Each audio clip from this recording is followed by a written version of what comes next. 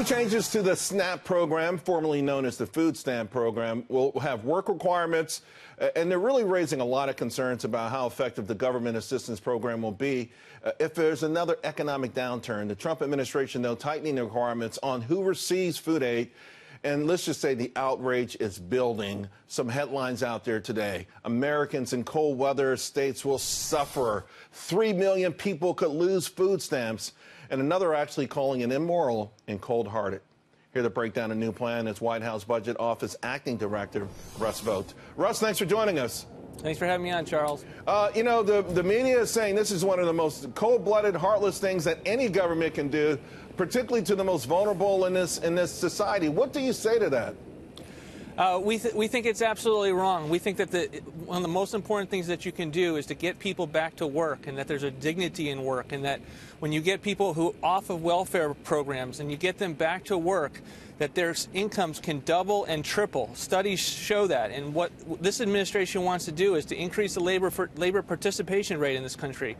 We want to enforce the law, and we want to make sure that welfare is there for those people who need it, and for those who are using welfare and can work at the same time. We want them to get back into the labor force, have jobs, and get out of a cycle of dependency. Many are saying, you know, the administration has enjoyed remarkable success in the amount of people that have come off food stamps organically already with the rising tide of the economy that you just alluded to. Why not just let that run its course, and eventually whoever can get off of these food stamps will get off of them?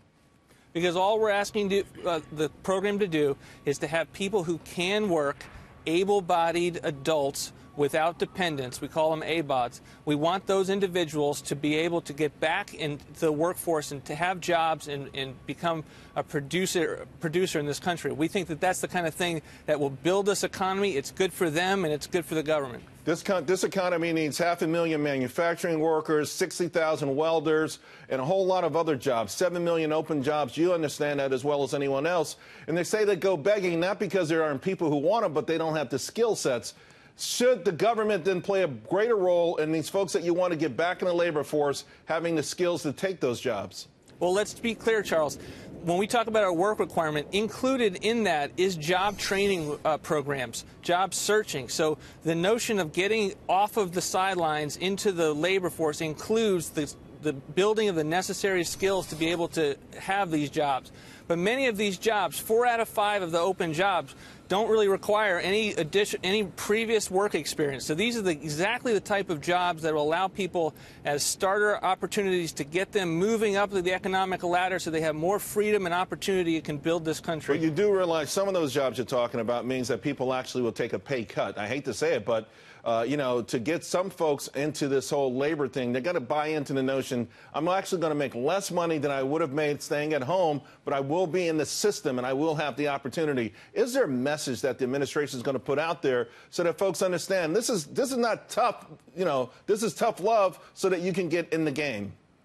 Well, we think it's a message of freedom and opportunity. We think that the best welfare program is a long-term permanent job. Getting people off of depending on government is good for them, it's good for their community, it's good for the economy. Russ, real quick, what happens when the economy turns? Because Brookings and others have said this is the most effective tool out there for helping during downturns like recessions. And food stamp program is not going away. It will still be there for individuals in a downturn to be able to have the food stamps that are available under the federal laws. What this requires is if you are able to work, get you back to work. Right. And that's why it's important. Hey, I've got to switch gears here because you were subpoenaed to testify at the impeachment inquiry. Of course, you declined. What are your thoughts on Speaker Pelosi's announcement?